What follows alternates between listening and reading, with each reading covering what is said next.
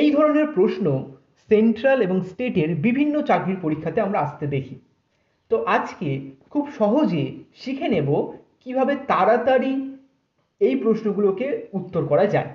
তো চলো, তো প্রশ্নের একদম আমরা শেষে দেখব যে কি জানতে চেয়েছে।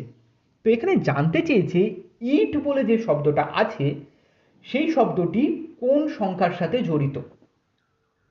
তো এবার আমরা চেক করব ইট বলে শব্দটা প্রশ্নে কতবার রিপিট হয়েছে।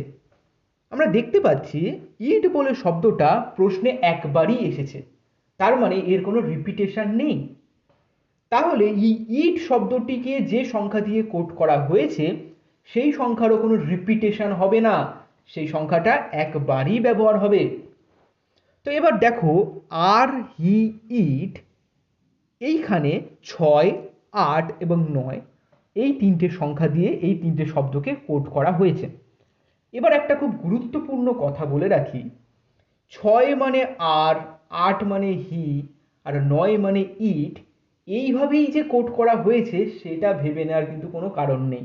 এমন অনেক প্রশ্ন থাকবে যেখানে হ্যাপাজার্ড কোড করা থাকে, তাহলে আমরা কিভাবে চেক করব সেটা বলি।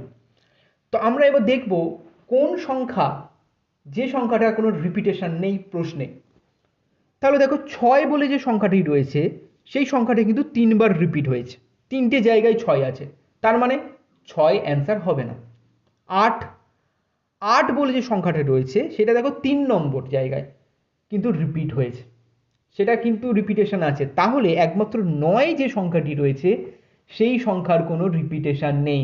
তাহলে আমাদের অ্যান্সার কি হবে? আমাদের অ্যান্সার হবে 9। এবার এই প্রশ্নে যদি বলতো এ আর ই আর এই শব্দটি কোন সংখ্যা দিয়ে কোড করা হয়েছে, তখন আমরা দেখতাম আর, আর বলে যে শব্দটি রয়েছে সেটা দেখো তিনটে জায়গায় রয়েছে, তার মানে কি? তার মানে আর এর সাথে জড়িত সংখ্যাটিও 3বার প্রশ্নে রিপিট হয়েছে। তাহলে কোন সংখ্যা যেটা 3বার রিপিট হয়েছে? দেখো 6 এমন একটি সংখ্যা যেই সংখ্যাটি প্রশ্নে 3 জায়গায় রিপিট হয়েছে। তাহলে আর এর সাথে কোন শব্দটি কোড করা আছে, কোন সংখ্যাটি, তখন অ্যান্সার হতো 6। আশা করি তোমরা খুব ভালোভাবে বুঝতে পেরেছো কিভাবে করতে হয়। আমি এক্সপ্লেন করলাম বলে অনেকটা বড় হলো, বাট একবার শিখে গেলে একদম নিমেষেই করে ফেলতে পারবে 10 সেকেন্ডের মধ্যে। তো এরকম আরও ভিডিও দেখতে আমার চ্যানেলটিকে সাবস্ক্রাইব করুন, এবং যদি আমার ভিডিওটি ভালো লেগে থাকে তাহলে লাইক এবং কমেন্ট করতে কিন্তু ভুলবে না। Thank you.